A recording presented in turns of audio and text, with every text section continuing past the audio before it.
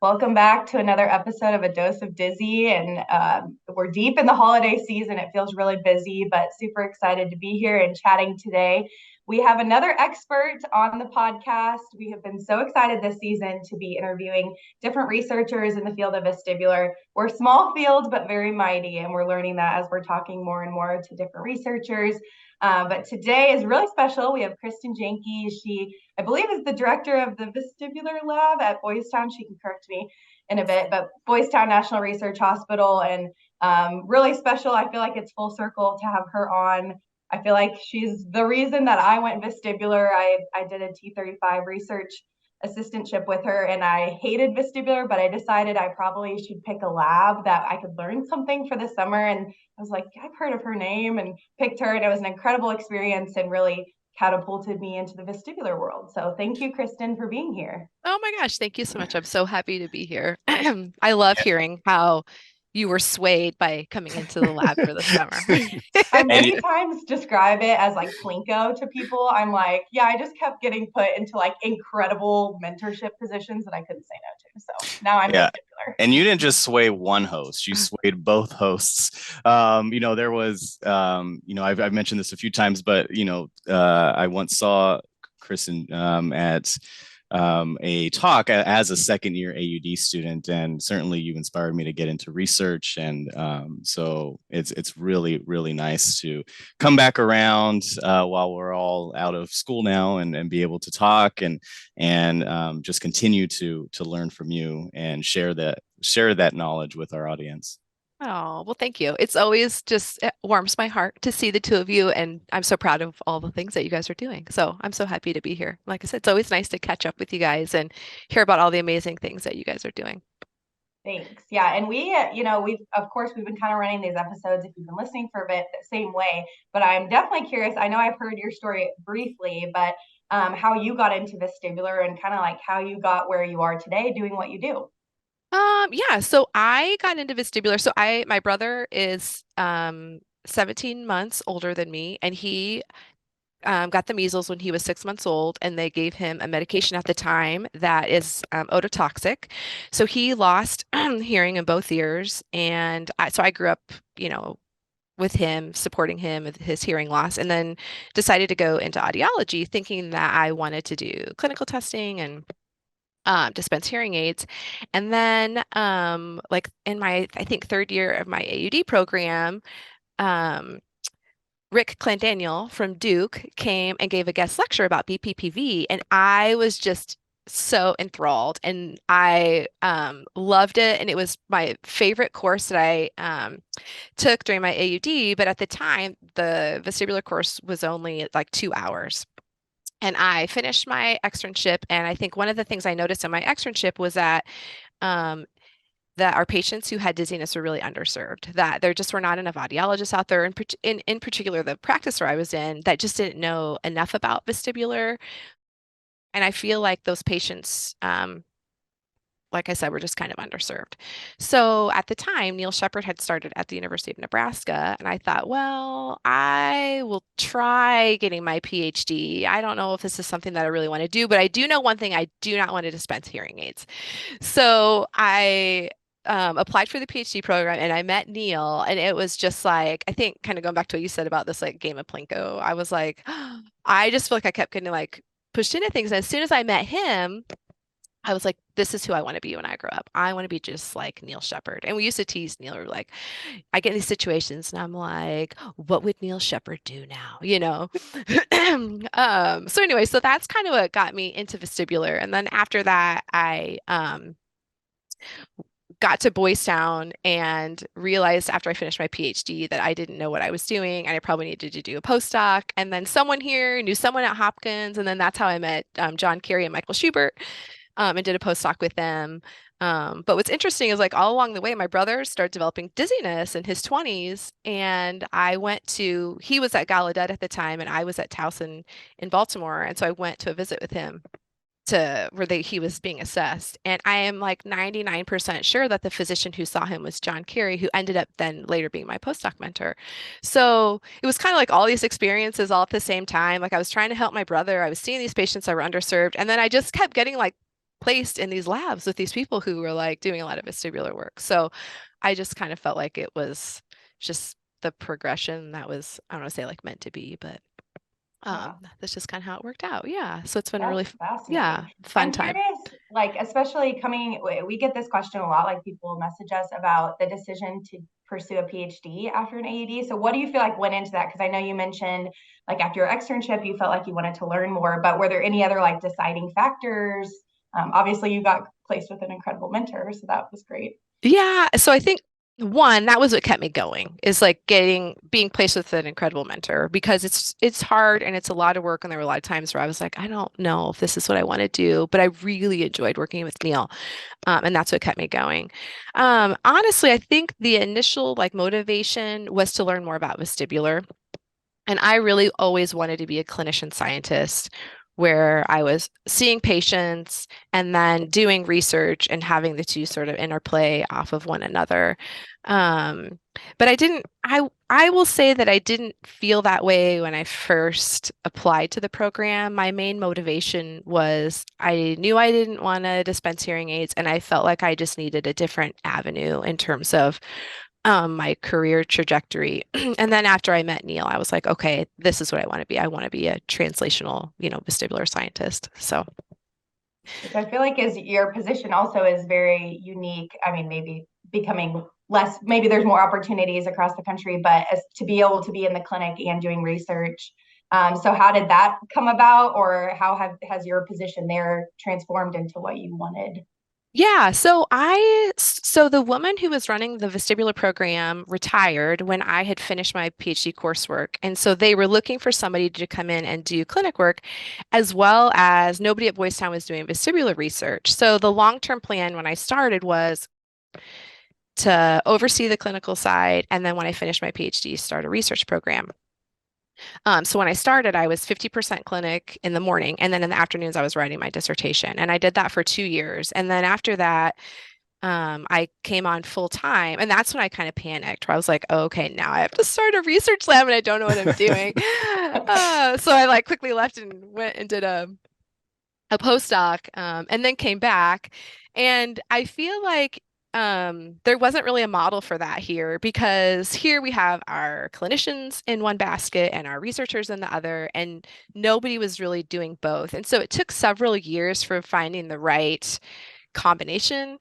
50% of clinic was way too much, because I was having a really hard time getting writing done and getting a grant funded. And then over the years, it's kind of morphed where like my clinic time has gone down, my administration time has gone up, and then my time spent in research has gone up. But I get asked a lot, more so in the last few years, how to juggle that, because I think there are a lot of people out there who really want that, but there aren't a lot of places that offer that. And so we are trying, in the last couple of years, we've been like listening to people who have been applying for jobs kind of talk about that. And we are trying to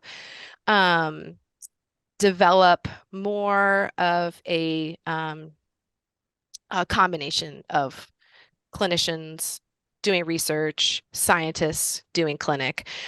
So we started in the last couple of years offering a research component to our externship. So that way when our students come, they get some exposure to research. And then we've had a couple of our students stay on and still opt to be in research. So we have 2 students now, or who were students here, who now work in the clinic 4 days a week and then spend a day a week in clinic.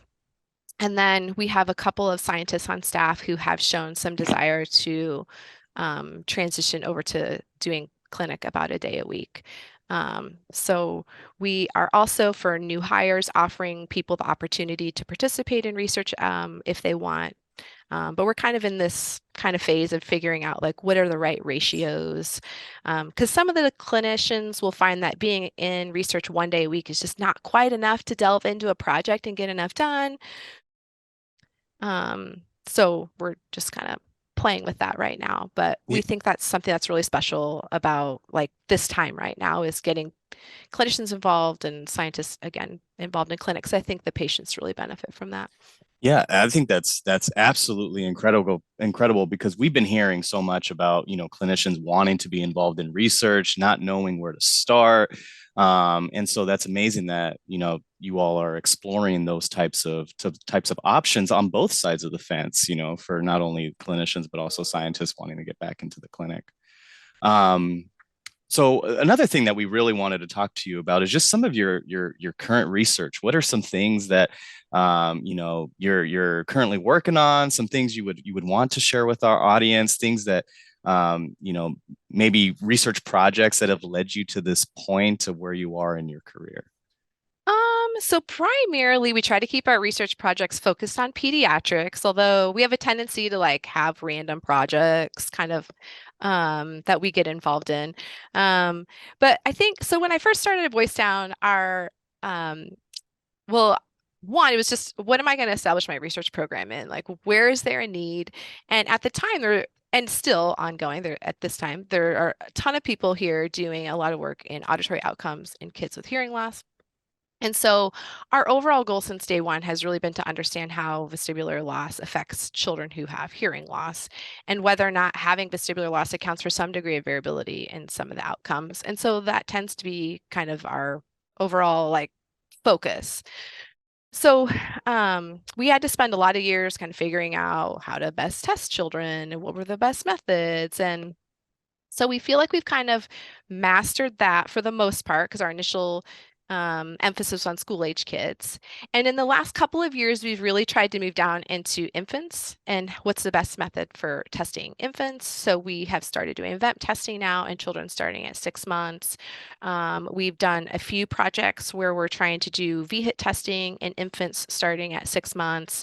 And then we've had ongoing projects with rotary chair. So I would say that's sort of what we have been working on in the last couple of years is expanding our testing capability to younger children. And then our ongoing emphasis is really on understanding the effects of vestibular loss in school-age children. So we had a grant that started 2 years ago that's specifically looking at reading outcomes in kids with vestibular loss. And we're starting year 3 on Friday. And we're really in need of kids who are age 8 to 14 who have known vestibular loss. We primarily focus on kids who have cochlear implants. And the study takes about 3.5 hours, but kids come in and do a full vestibular battery, and then they do a cognitive battery, and then a reading outcomes battery. Because we know that kids who have vestibular loss are delayed in their gross motor function, and just like adults have a difficult time with dynamic visual acuity. And so we're trying to answer the question like, what does that mean? How do we take that and then move that a step forward? So if I counsel a parent and say, hey, we just diagnosed your child as having vestibular loss, and you'll note that your child will be late to meet their motor milestones. They'll be late to walk. We typically will refer them for physical therapy to work on visual acuity stuff, but we want to know if that has like cascading effects with regard to like academic outcomes. And so that's what we're really interested in. So this grant will cover some cognitive outcomes and then specifically we'll target reading outcomes. It's probably so interesting to recruit that age group because I think we all know that children with known vestibular loss outside of cochlear implant is probably very difficult to find because clinics aren't testing kids. Kids may not report things normally, so it's probably so interesting to try to capture people who are outside of a known like cochlear implant related, reason for having a vestibular loss. Yeah. Oh, go ahead. I was just going to say, it's even hard to recruit kids with implants because very few sites have been testing kids historically. And kids are different than adults in that adults will feel like their life has been changed after they have a vestibular disorder, but kids don't know any different because they grew up having this vestibular disorder. So some kids don't even know they have vestibular loss. And if they haven't been tested, have no idea. So part of the research we've done is to come up with red flags. What are some markers so clinicians know if the child is at risk for vestibular loss? And so we're doing a lot of like teaching right now in terms of our recruitment practice because as we're asking sites, hey, will you send your kids with known vestibular loss or age 8 to 14 to us? And even the clinicians are like, well, the kid has an implant, but I have no idea if they have vestibular loss. Right. So we have to we're coming up with ways to kind of screen kids so we know who are, good candidates. What are some of like the biggest challenges or adaptations that you need to make to your vestibular testing when kind of moving that assessment down into that school age kid? Let's see here. I think most of it is just making it fun for kids and letting them like know that it's not scary. We routinely do testing in kids age 6 months up to 18, in our clinic, and we have found that it's uh one, very feasible, and we're getting really great data in these kids, but the best thing is just to make it fun. So we have lots of stickers and pictures on the wall, and we have, like for VHIT, we have this Velcro strip on the wall that our students made, and we put different pictures up there. Or, we'll ask parents, what's your child's favorite show to watch? And we'll put a YouTube video up and they can watch that while we do VHIT testing. Or even vent testing. We use the, video as a way to get them to turn their head for cervical vamps or look up for ocular vamps. We have my kids are now 3 and 5, and so they're like outgrowing toys. And so I bring toys to work, and we have this giant closet full of toys. And when kids come, we have them go to the closet and they get to pick out a toy to play with as we get started. And then we have like a box of like spinning light up toys, and the kids like that. And we use that a lot to engage them during testing. So the other thing is, I would say that we always typically for kids that are less than 5 need 2 testers in there because it can just get kind of wild. But for school age kids, they're most of the time pretty compliant with testing. We just kind of keep things moving and again, just try to make it light and fun for them. One thing that I know we've talked about maybe on a previous, we did an episode a while back about infant vestibular testing as some of that research was coming out. But especially, I would just be curious about what your opinions are for those younger, like less than 6 month population. Where do you see, or what do you feel like is going to be a reliable test? Or do you feel like it's not out there yet and we're still waiting to discover it? Well, there's a group in Belgium who's done a lot of work on kids right around that 6 month mark, and they've got some really great data that show that cervical vamps are probably the most reliable outcome for kids less than 12 months of age. And then their data show that using a remote camera VHIT is reliable in kids 12 months and above. So we have sort of mimicked, or our clinical protocol has really been driven by the research that they have put out in the last couple of years. And I will say that my experience in testing kids in that age range has been pretty similar in that we've been able to get cervical vent testing in kids less than 12 months. And then we recently started doing remote camera VHIT in the last 6 months and have been able to get really nice data on, I would say almost all kids at less than 3 years of age. And we start that at 6 months. So I think there is likely some work to be done. One of the things we're finding is that there's some disagreement between the data you're getting with CVAMPs and VHIT. So I think just, there's just some work that needs to be done in determining which of those is the best outcome, which is the most reliable. Right. So they've done a lot of work on feasibility, but one thing that hasn't been done are just some reliability studies in kids, looking at what happens if you test them on a Monday and then again in 2 months, and is that data reliable? My hunch is yes, it is. It's because the data that we're getting are pretty clean. But when you get into testing kids less than 3, it can be difficult to determine like just how reliable that data is because they're not 100% compliant all the time.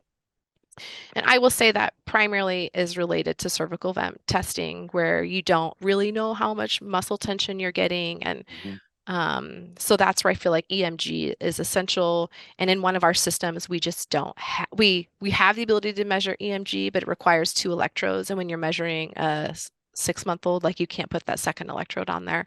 They don't have next yet, barely. I mean, they like, don't. Yeah. Yeah. So No, it's that's hard to super find. interesting. But Well, I was just curious because I feel like that has been a big buzz. And I know Daniel and I have talked about that both like on and off the podcast a lot because it is interesting looking at, there's some things that translate so well as we move to younger populations. And then you start thinking about like feasibility of testing and logistics, and then also just like maturation of their system in general with even focus and the muscle tone and all of those aspects that we don't have to really think about as much in our mid-range adult. Yeah. And I think, and I think that this speaks to what you were saying earlier is like, you get absent responses. What exactly does that mean, in this, infant that's right in front of you? Yeah. And then how are we counseling patients and what does that mean for that child kind of growing up? And that's where I feel like we're really trying to answer those questions just so we can better counsel families and really just maximize the child's overall capabilities. Yeah. So that's super interesting. So this is an oddball question that I've asked over time because I'm super intrigued. But do you have one previous research study that was like, maybe that didn't even get published, that was really stood out to you because it was unique or crazy or really just out of your normal or just memorable in any capacity? Yeah, so when I was doing my postdoc, we did this paper and it was published, but it was painful from like day one. They wanted to do VEMP testing with patients like on an inversion table.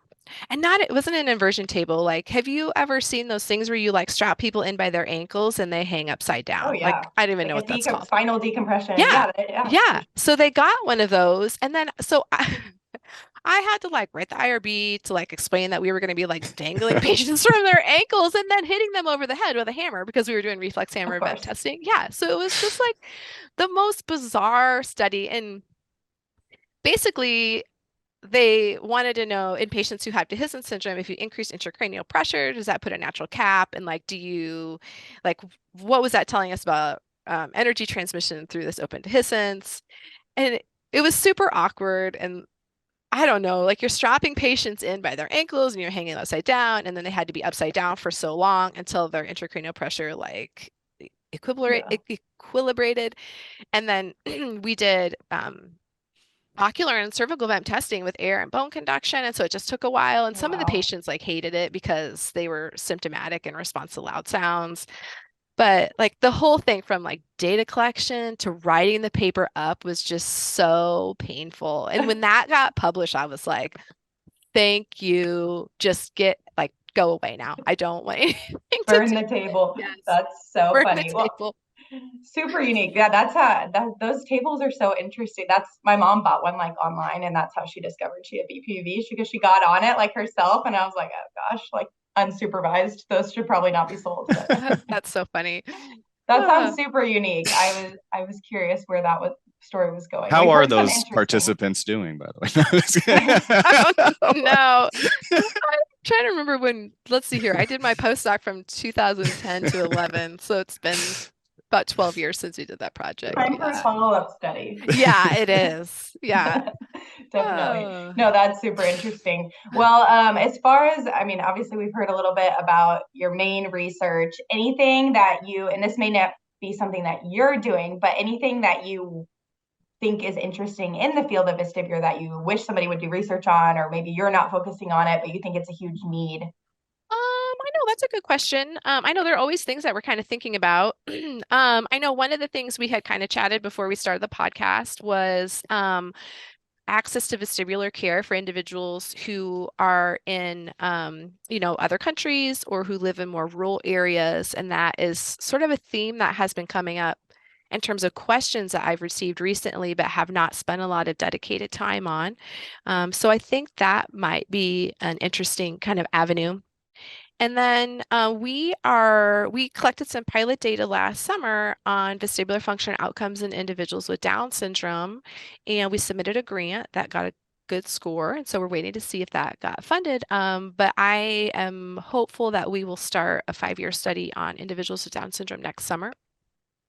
And if not, we will resubmit that grant and then hopefully get started in the next few years. But those are some of the immediate things I have been thinking about in terms of, just research on top of the, pediatric stuff that we're doing.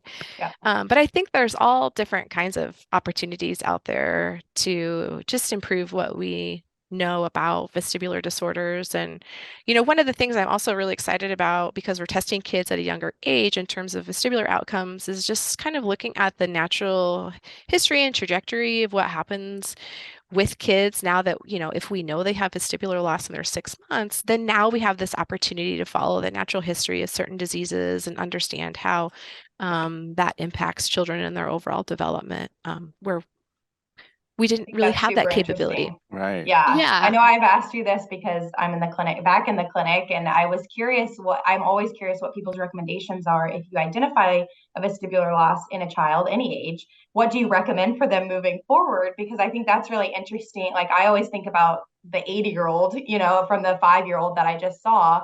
I'm like, what do they need to know as an 80-year-old going through the aging process, which is really far down the road, but I think it's still important that we look at their whole lifespan and give them the heads up of what we need to be aware of. So I'm always curious what people recommend, even as far as follow-up testing or recommendations. It's super Yeah. interesting. So when we diagnosed a child with vestibular loss, like let's just say they were like 6 to 8 months of age, and we got CVEMs and maybe some VHIT on them, we typically will recommend at least a consultation with our vestibular rehab physical therapist. And then those kids, if they are delayed in terms of gross motor development, typically will qualify for physical therapy services within their school district. But we like them to check in with the vestibular rehab specialist at least once a year because of their specialized training, and then they can help supplement that physical therapy. And then we typically will recommend a reevaluation between the age of 3 and 4 because the kids are more compliant. And then we can get ocular vamps, cervical vamps, VHIT, understand a little bit more about whether or not there are visual acuity deficits, and then we'll recommend another vestibular rehab consultation at that time.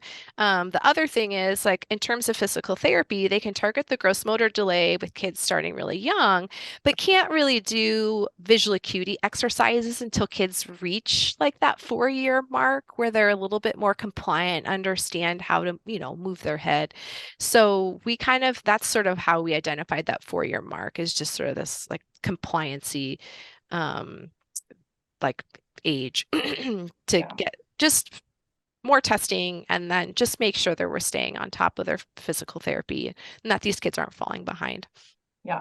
And I think that's super important. Like, I know I've asked you that specific question before, but I think that will be important as more clinicians start testing younger and younger to understand what the follow-up from our side, and also how we can, assist PT in following up appropriately as well. So super interesting. But part of that is finding enough PTs out there who want to see young kids. Yeah. And I think that's probably one of the biggest problems. Well, one, finding clinicians who want to test these young kids is an initial issue, that there just aren't enough of us out there who are seeing young children. And then secondly, where do you send these kids? Finding enough physical therapists who are willing to see kids age 6 months, and then who also kind of understand the vestibular system's contribution to overall balance and visual acuity is difficult, and I think is sort of an area of growth. Absolutely. So this is going to be a sort of a different direction, but one of the things, well, a lot of our audience, are students. Many of them are audiology students, and they would love, to hear. And many of them are also interested, of course, in vestibular science, and so, any advice, coming from the other side, any advice for them on, if they have a passion or an interest in vestibular, clinic and research, what are some things that they could be doing now to kind of nurture that passion, just words of wisdom for some of our students out there. Well, I think one would be, and I have to plug our T35 program, is to, even if you're not sure how you feel about research, to try out one, maybe go to your program director or one of the faculty where you are and see if you can get involved in a research project. I know just in terms of like getting involved with vestibular would be requesting vestibular testing sites. But one of the like biggest needs that we have in terms of our small field of vestibular is having students who are want to get their PhD or want to be involved in research. You don't have to get your PhD to be involved in research. And then finding faculty mentors to mentor these students. There's a real PhD shortage, I think, overall in the field of audiology, but specifically with regard to vestibular, there are just not enough faculty members out there and students who are interested in getting their PhD. Or interested in research, like I said. So one of the things that Boys Town, I think, has been really good about is sort of developing this field of research audiology. So for audiologists who do not want to, work in clinic, but want to have a career in research, but don't have their PhD. And so we have several individuals on staff who got their AuD and now work in research labs full time. But I would say for students, do a T35 traineeship. If you have even the smallest little inkling of doing research. And that is a 3-month traineeship where you get plugged into a research lab, you get your own project, and you kind of get to see what the research process is like on a day-to-day basis. Seeing research subjects, you get some experience writing up your data, giving presentations, and then publishing your data. And so I guess I might ask you, Liz, because I know you did a T35 with me, like what was the most surprising thing about doing the T35? That's a good question. Well, one, I learned that you're incredible at project management. I was like, she's so organized. I feel like the experience was really good because I had very limited research understanding. I think I spent, which maybe was against my like core, what I had done before, but spent a lot of time like reading and being able to read through research articles and understand the basis of what the project was. I think that was something I didn't have the skill of, and I got a lot of time and a lot of experience like reading through a lot of literature reviews. So I feel like that was super helpful for me, but I didn't expect to be spending that much time maybe like reading through, but it was really good for me. And then I did not expect to get as much like hands-on. I mean, I think I tested in that summer like 75 kids, or I mean maybe not that many, but like 45, 50 kids. So being able to get that much hands-on, I didn't expect that. I thought it would be very like hands-off experience, but I think that also just speaks to Boys Town and also your lab that it was very hands-on, get on as soon as you can and try to get a project completed. So I liked that aspect. I didn't expect it. Yeah. I think it's just good experience overall. We have a lot of students that cycle through the program and are like, oh, I liked this a lot more than I thought I would. And, I mean, and then we have some who come in and they're like, yeah, I don't want to do research. That's, it's just not for me. And that's okay. But I think it's really just to provide an avenue for anybody who thinks that that might be something that they are interested in and providing them an opportunity to kind of dive into that. And we always ask the students at the end, like, what did you get out of this? Are you interested in getting your PhD? Are you interested in being a research audiologist? And so some of it is really just some exposure. So I would encourage, any of the students out there, if you have any questions, to reach out. I'm happy to answer questions about our program. Vanderbilt also has a program, and then NCRAR also has a program. So there are roughly 15 to 20 students that participate in this every summer. And I think it's a really just nice opportunity to give students access to the research process and decide how and if they want to incorporate research into their career in any way. I guess the other thing I would just say is that I did not have this like burning passion to do research when I went to get my PhD. I just knew that I really wanted to be better in a specific area. So I would, just tell students also to not put too much pressure on themselves to feel like they have to have this like frontline agenda when going into the PhD program, that it can be, very broad. But overall, I think that my career has been really fulfilling so far, and it's exciting. And I like the ability to do both clinic and research and have those two kind of interplay. And we need more people to do that. Yes. So. That's great advice. Thank you for sharing that. Yeah, and I will plug, I know Boys Town also started the Research Audiology Network.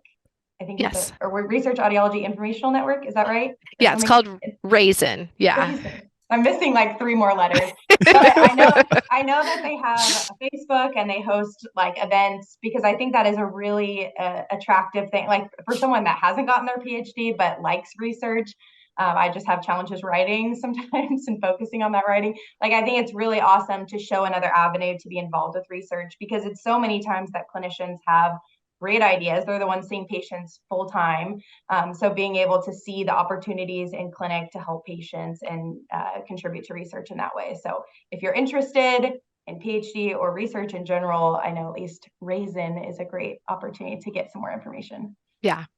It's RAISN, Research Audiology Information Support Network, I think is what it is. I think that's right. Yeah. Yeah. I was missing several letters, but you can search through Boys Town and be able to find it. So, well, thank you so much, Kristen, for joining us. And any last words or anything else that you wanted to touch on that we didn't get to ask you about? I don't think so. I just feel honored to be here, and it's always so nice to see you both. So thank you so much for having me. Yes, and we'll be excited to see you probably next at ABS. At ABS. We need to start talking about that. We usually advertise it quite a bit because it's a great opportunity for students or clinicians to attend. And that's a great chance to see what newest research is across the whole country and get some ideas. Yes. And I think submissions are open through mid-December for anybody that wants to submit a poster. Yes. So.